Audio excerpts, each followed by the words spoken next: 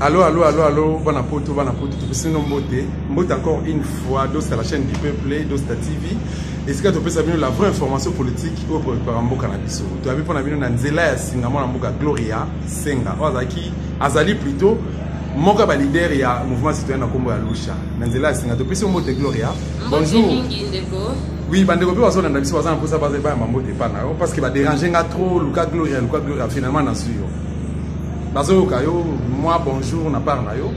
Bonjour, dans le monde entier, ngaye yo, Gloria Senga la guerrière, Oboyo Kaka, Oboningami. Voilà, Gloria moi na moka, bande ko Rolando babiki, finalement position na yo ezalaka wapi. Opesa la position na yo te, ozala katumbiste, tshisekediste, kabiliste, toza congolaise. Naza simple citoyenne congolaise activiste. Qui veut dire activiste, ça veut dire que toi naître. Donc, nous soutenons ni battre sur le donc nous avons peuple, nous soutenons peuple. Voilà, finalement, soutenir le peuple, vision, topé, objectif, nous par rapport à combat, nous allons vision, peu objectif, nous par rapport à combat, ils ont vraiment ils ont solo moulai. Mais si on a rôle vraiment poussé, puisque tous de la changement. Changement on est dans le bas, on banda depuis 2007, banda bibandé na banda ma solo pour activisme. Alors, changement, il y a un processus. Changement, il y a un belé, processus, il y a 10 ans, 20 ans. Tout le monde a, par exemple, dans l'Afrique du Sud avec Nelson Mandela, na baïnti na bango. Mais les lots, dans le cadre de la vision, pour ça, il y a que, comme beaucoup de messages pour nous battre dans la nouvelle autre la démocratie, et la réelle et non fictive. Nous allons connecter, personnellement, vision, et la société, mon citoyen, c'est-à-dire parce que tu as la constitution les likolo et à mokonza mboka na bana mboka toza na mboka moko oyo tozali ko respecter ba texte parce que ba texte neti constitution ezali ko régir même fonctionnement ya mboka na biso toza na mboka moko oyo démocratie ezali oyo respect ya ba texte ezali yango ne eko faciliter to pe eko favoriser développement. Tous en mboka oyo impunité ezalité, c'est-à-dire que mutu aibi, mutu apotole loka batu akei boloko, akosa la même pas trafic d'influence, akopurger peine na eti na suka. Oui, voilà, mais par rapport à RDC, depuis un certain temps, tout le monde dit que pour na yo avancer zali ou bien tout ça stationné quelque part. Tout ça stationné quelque part jusque-là parce que oui, babitumba o to bande yango banda kala 32 ans de règne ya dictature ya Mobutu. Doye, Kabila les pères aïe, Atikeli Mouane Bokonzilo, Tozali na 17 ans de règne déjà. Si tu calcules plus les années à Kabila les pères, ça fait 21 ans de règne. Il y a dictature, il y a pauvreté. Donc ça dit situation de Zara Neymar, comme le roi chronique de la maladie chronique. Mambozo Bongate, ba fonctionnaire ba na même salaire, ba policier ba na même salaire, ba même anti-valeur ils allaient continuer. Groupe moko ya batro ba renya na Mobutu. Naba oyo bazo reni na Kabila ezaka même groupe batwana ezo tourner ba entre bango na bango yango wana biso lelo oyo ba jeune to telemeni to lobi que makambwana il faut esila il faut to pesa nyonso to liko pesa bomo batoka ba rosi ba pesa ba moina ba makina na bango etanga pona mboka oyo donc yango biso tozali na mission wana ya kolamusa peuple na biso pe ensemble avec notre peuple to démocratie s'installer. Gloria, qu'est-ce qui se passe dans Lusha? Le tout le monde a vraiment au four et au moulin, on a qui dynamique dans la Lusha, mouvement citoyen, mais l'élo apparemment, qu'est-ce qui se passe? Qu'est-ce qui se passe? Et là, comment on les cas, seulement que là, le bara, au moni, Toros à la biche surtout tous un objectif, surtout idéalement, mais Toros a une vision différente, une méthode d'action différente. On a fait cet exemple, surtout que les États-Unis, la lutte à la ségrégation raciale contre la ségrégation raciale, on a connu Martin Luther King, on a connu Malcolm X. C'est-à-dire qu'il y a tout l'objectif, on a une vision, on a celle qui pose des différences. Sauf qu'en Afrique du Sud, on a connu Steve Biko, on a connu un certain Nelson Mandela. Nelson Mandela, il y a un Steve Biko, il y a un celle mais par contre, tout, il y a un c'est apartheid. De même qu'aujourd'hui, le long a commis la vigilance citoyenne. Ici, où ils ont mouvement tous ensemble, maintenant banima mususu pour na ko sala que peuple na biso azala vigilant ay ba pour revendiquer ba droit na. Pourquoi vous avez une machine à voter et pourquoi vous avez une élection? Bon, en fait, il faut comprendre que ma machine à voter en soi, déjà maman a le temps. Machine à voter, elle pose 3 problèmes. Pour moi, il y a un problème juridique. Sur le plan juridique, les abonnements dans la loi électorale. Nulle part, Balobi n'a signé. Et sur cette élection, ça est sa machine à voter. Parce que là, départ, il y a une simple imprimante. Et puis, on a confirmé que nous avons une imprimante, nous avons un ordinateur, nous avons option. Moi, dès le départ, on a eu un vote électoral. Parce que du fait que l'ordinateur est fini, vous avez un vote, vous avez un vote à travers une nouvelle technologie de l'information et de la communication. Article 47, il y a la loi électorale au moment où il y a le vote peut être électronique ou manuel. Mais attention, article 237 terre, il y a la loi électorale. 37 terre, on a élection en 2015. Bien, attention, vote électronique pour la élection, vous allez la monter. Élection, il fallait y avoir une élection en 2016. Élection, tout ça, il y a tout ça en 2018. Tout ça, et déjà sur ce plan, là, l'électoral est ici, CENI est revenu dans la machine à voter. Tout qui est dans le calendrier électoral. Le calendrier électoral a droit à une décision, il y a CENI. C'est-à-dire que CENI vendu des décisions. Décision, il faut, ils ont soubassement dans la carte, mon bec au Moroboui. Et quand tu vois la CENI, tu vois son loi électorale. La loi électorale est fiction. Et on a demandé dans le calendrier électoral, la CENI, nulle part, va prévoir, moi, réplique, on va commis. Donc, ça, l'appel d'autres pour la machine à voter. Donc, ils ont pas machine à voter, d'autres vont nous distribuer la machine à voter. Et ça, c'est par contre, Bachir Makamwa, il est en vote. Non, tout ça l'appel pour la bulletin, tu peux réquisitionner le bulletin, puis tu distribuer la carte à la province. Ça veut dire, vous avez conscient que la loi électorale est vote électronique. On a sur le plan juridique, sur le plan politique, papa. Dans la carte à la démocratie, c'est une chose à arbitre. Arbitre a sifflé, des équipes ont sifflé, match est bandit. Dans la carte à match, l'arbitre jamais appliqué mon bec pour les parties basées par quantité. Il y a un moment avant match, va s'engager, partie mogoye. Et signé, c'est que tu me dis, mais règle pour banda match, pour qu'on a pu, ce moment, on va vraiment banati. C'est comme ça dans la démocratie. La démocratie, machine à voter, ils ont nulle part, il n'est pas prévu par la loi. Alors, les messieurs, c'est bien, ben, il va tomber, ben, les boya cassés. Machine est exaltée dans la loi, mais, dans mon idée, pour les Égyptiens, on attache pour vous appeler surtout qu'une élection, tout ça, c'est la machine, pour mon idée. Mais la société civile, un mouvement citoyen, opposition majorité, avant de mettre ça, va risque. Parce qu'en ce moment, ceux qui bandiment, ils ont bien consensus. Ce consensus a dégagé. Ce qui fait que les conséquences après de la machine, on va pas si manque. Si vous allez dire, que c'est plutôt qu'une élection dans la machine. Mais il y a en aucun cas, on doit faire la consensus. Quand la majorité bandiment, machine à Bangwana, il est qui a imposé en bas. Troisième raison, il y a un problème sociologique. Papa. Nouvelle technologie, on s'attend téléphone aussi, il y a caméra aussi, sauf à salir caméra aussi. Avant de battre sur le marché, parce qu'il y a une expérimentation. La expérimentation, ils ont fonctionné mieux. Comme ils disent, appelle pour ma téléphone, parce que ma téléphone va pas banasser, réellement, c'est vraiment éco-résisté. Elle est quittée. C'est ni à fabriquer machine à fabriquer machine d'office à un pour à une salle dans la élection, mais n'importe quelle élection, élection en 2018, au 2015, élection exacte 2016, élection exacte 2017, élection 3 ans mouvement. Soif. Pour ça, on sanctionner les médiocres, mais va faire cette occasion. Dans cette période, nous avons une machine à voter. Et pas en plus, c'est quelle période? La période où tu es avec mon boy, Banda et Kabelessia qui depuis Kala. Ma député qui m'a demandé c'est là qu'à la député professeur nous n'en parlons même pas.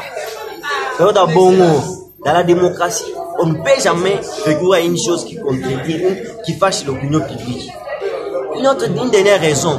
Oui, il y a aussi à Sika, ça c'est la sensibilisation. Ce qu'il y a, il fallait la machine à voter en 2018. Pas de sensibilisation depuis 2016. On sait déjà s'habituer à la machine à voter. On appelle ça témoignage. On a initié une pétition contre la machine à voter, ils sont en ligne.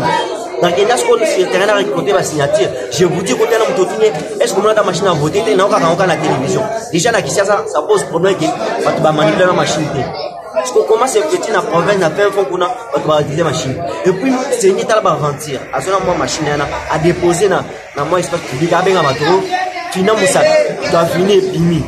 Il y a des gens qui ont des non, ça ne se fait pas comme ça.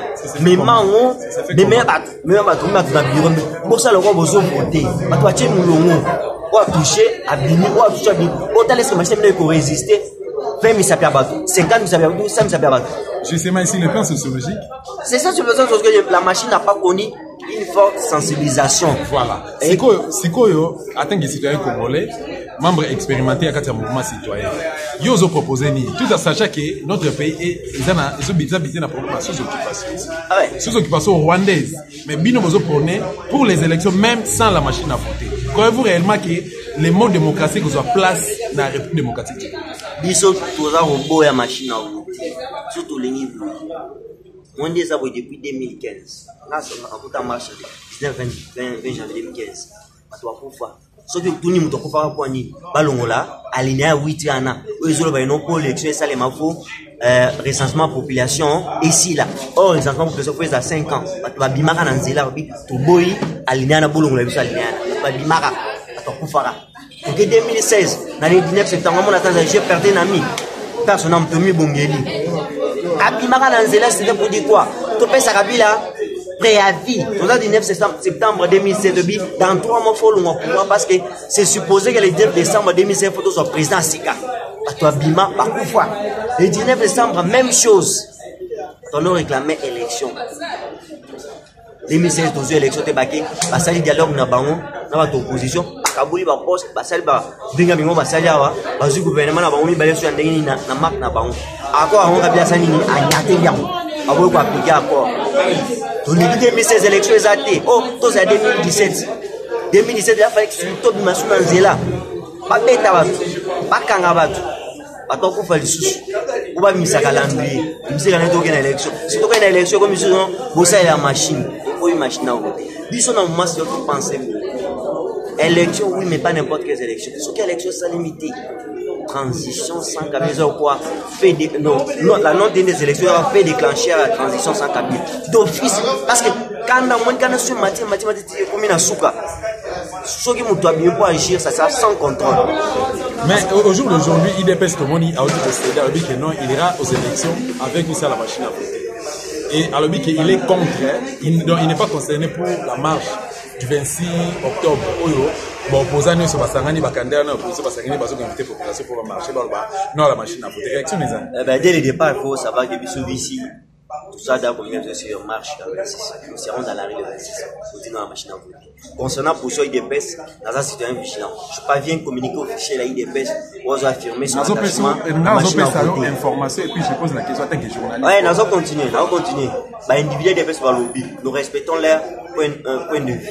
Ils sont un mouvement, c'est un non partisan de lobby, non à la machine à voter. Ce qui est bon, c'est que l'élection dans la machine à voter est à l'Iban. Mais les conséquences, c'est que ceux qui ont une machine, comment ils m'appellent, vous avez voyé après l'utilisation de machine.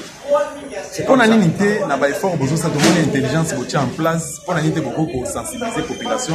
Surtout à Kinshasa, pour sentir beaucoup pour réussir, pour réunir, pour nous faire l'assouvement populaire pour Bengana, pour voir l'occupation de la RDC. Moi, il y a 4 citoyens. Moi, il y a un processus, il y a révolution populaire. Dans le processus, il y a révolution de la conscience. Et c'est un cas, nous avons des informations nécessaires. Dans les informations nécessaires, vous permettez la population de vous informer. Il y a un monsieur ici, il y a une philosophie, un activisme de proximité. Tout n'est pas population, vous avez des informations. Parce que avant tout, adhérer à la position de PC à Tescana, l'accès dans le canon, ils ont awa, ils ont mabé. Pour ce faire, PC n'a pas d'informations nécessaires sur le processus en cours. La visite, tout ça, la radicalité, tout le monde a comme ça. La réseau, sur votre conseil, on les a bon. Tu repères la population information nécessaire. Botala.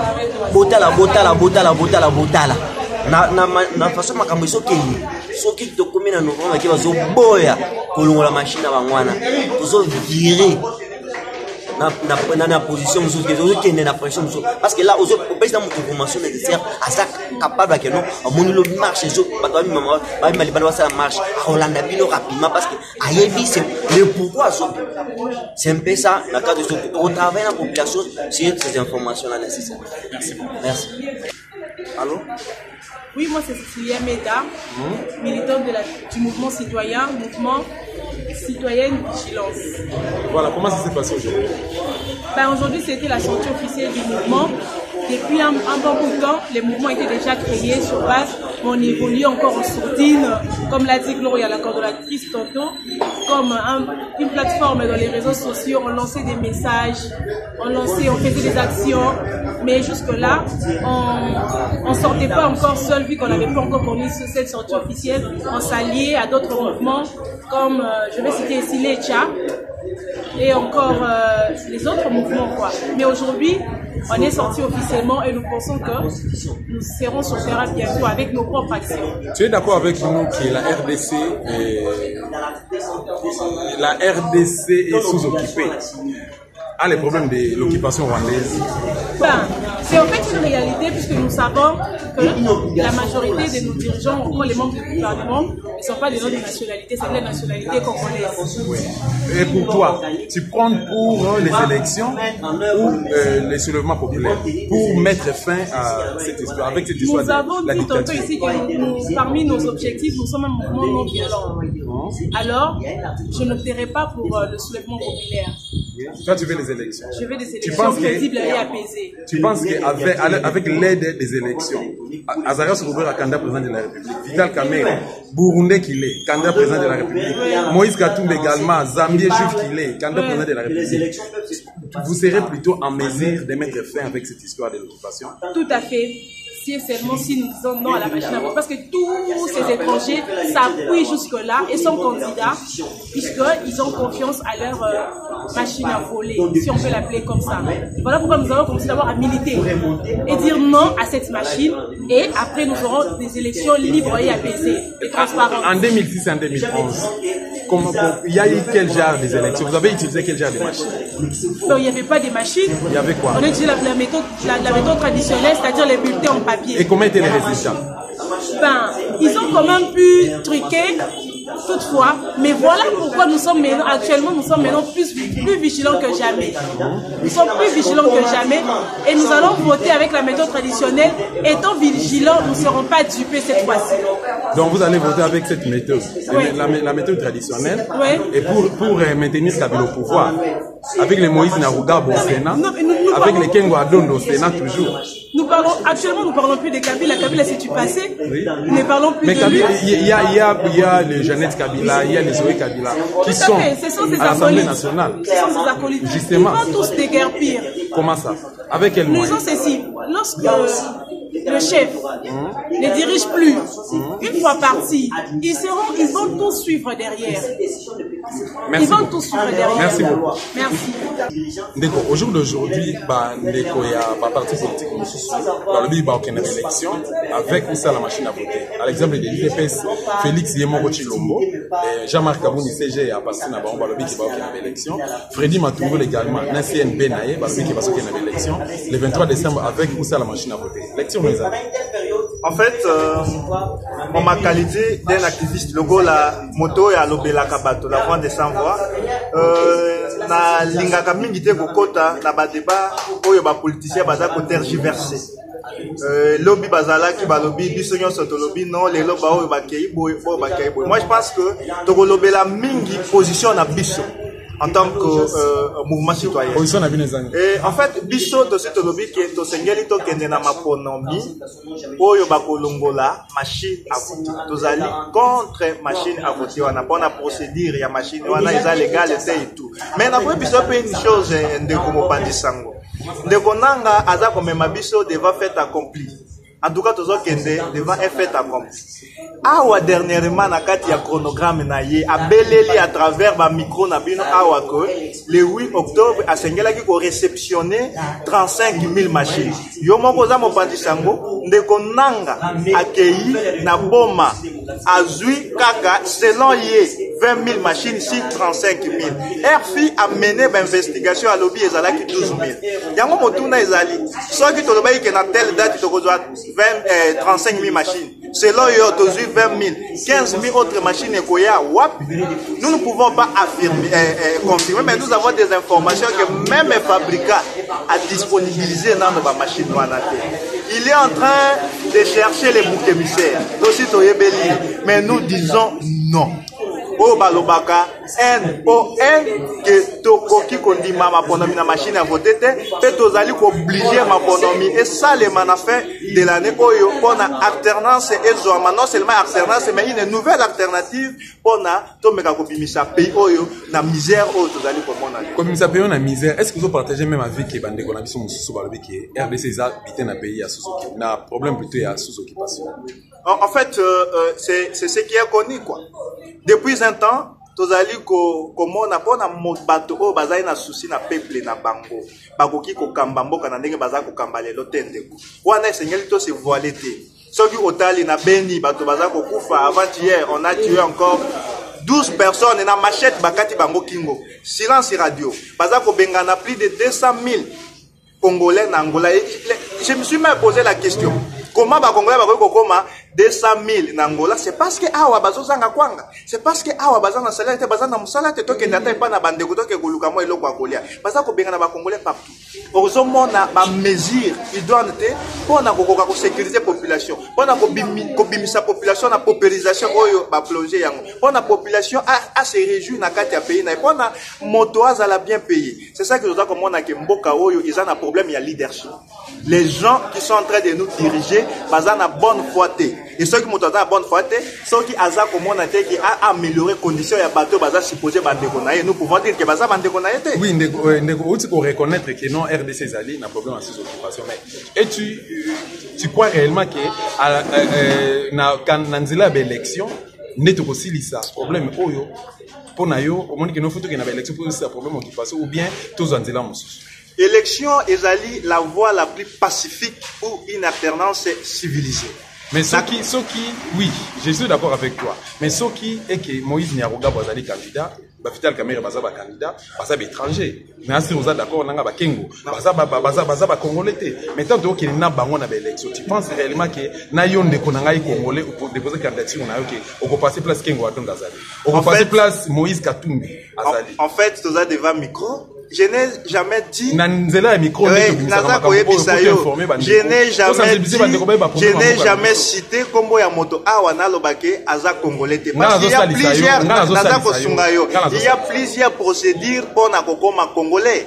Okoki kozala moto ya botami congolais okoki pe komiko misa congolais c'est-à-dire okoki kobotama moto mosusu oponi okoma congolais. Il y a des procédures bien définies na kati ya mibeko kasi ngai na lobi na ndenge ya kozala na mawana bandeko soki moto ezaka mwana musuto moni ke mwana papa azo futele ke la cité papa azo la cité abi non en tout cas est-ce que yoza papa na ngai penza makambo nyo sozo selanga est-ce que yoza papa na ngai ça que nous sommes en train de douter à ce stade mais nous croyons aux élections la seule voie pour na kobimisa mboka oyo na makambo tuza ko sina bo soto oyo tuza na ngolelo esengeli ka alternance et ça c'est le moment populaire en fait na mboka mususu lelo bazoko ba komi quand même ko respirer moi je pense na Tunisie ndakisa na Burkina Faso ndakisa na Égypte ndenge ça mara l'autre fois en Afrique d'ici parce que na viva ki yango na yebité so ko partager même avec ngai ezali ligne de voix pona kolongola mboka na kati ya bongo. Mais tu connais que voix mususu on ezali lokola voix ya soka mais voix mususu ezali le décor est là on parle des élections c'est ça que tozo kolobela sur la crédibilité de ces élections nous avons besoin de bonnes élections libres et démocratiques apaisées sans la machine à voter voilà, mais on a côté la révolution on a connaissé que le peuple va définir ce qui a épuisé voix nyonso na yé pona une bonne alternance bino quand même vous allez leader boza sur le terrain dans quatre mouvements citoyens pour une unité de fort boza la sensibilisation et à quoi population qui l'élection qui n'était pas surtout qui to crédibiliser car étranger to connait comment to continue ça fait 21 ans depuis afde la zananzela a même la biso ba rwandais et puis le kambango aussi là surtout qu'il y a élection ba rwandais ba botikala alors pour n'unité beaucoup ça sa population pour sensibiliser bango que non bo ya banzela ba élection to kota na schéma oyo pour tout ça makambo na kanisi que même acteur politique même biso société civile même population a koki ko tomber na piège ya boycott. Ça, c'est un piège bien tendu dans la famille en face. Mais Kabila Zane na piège à boycott, on a assez à marcher sur la constitution. Nous ne pouvons pas sensibiliser la population aujourd'hui, il n'y a pas boycotter l'élection. Notre problème, c'est quoi? Pour imposer. Comme ça, la pression dans le Sénat, dans le gouvernement, pour nous la biso ma autonomie, il y a solo. Pour bien la population na boycott, on a une solution. Donc, on a ma autonomie, on sanctionner, on a ma irne, mais on a le soutien, on a une nouvelle alternative. RDC et Tomoine. Merci. Merci beaucoup. Na élection, na Rwandais, na Bakengo, na Banini. Non, constitution est claire. Répète la procédure est comme moto.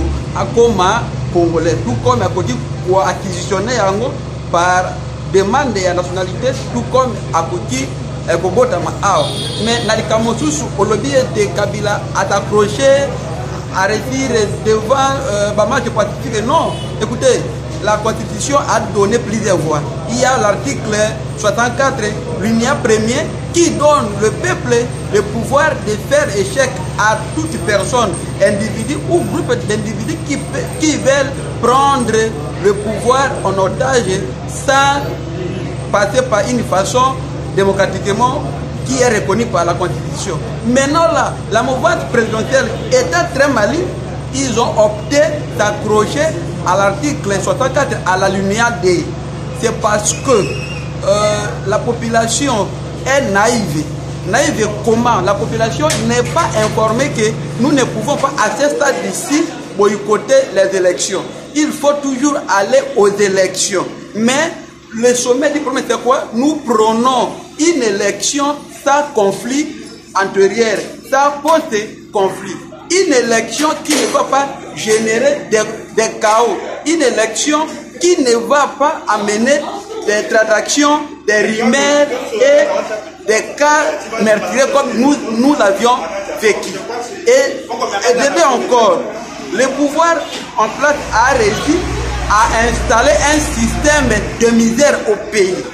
Les Congolais, le matin, le Congolais passe à ce qu'il va manger. Le Congolais n'a pas le temps d'aller penser s'ils sont devenir. Le Congolais n'a pas le temps d'aller penser sur le développement de son pays parce que la vente affamée n'a pas d'oreille. Donc le Congolais est mis dans un état chaotique qui ne peut jamais penser sur son avenir. D'aider aussi, position, il y a opposants. Écoutez, les opposants congolais, ce sont les instables. Et ils ont réussi à mener la population dans cet état de l'instabilité politique. Tellement que la population n'écoute que la voix négative. Et c'est comme ça, si l'opposant dit oui aujourd'hui, la population suit. Or, cet opposant est à la journée opposant et à la nuit membre de la mouvance présidentielle. C'est presque ça.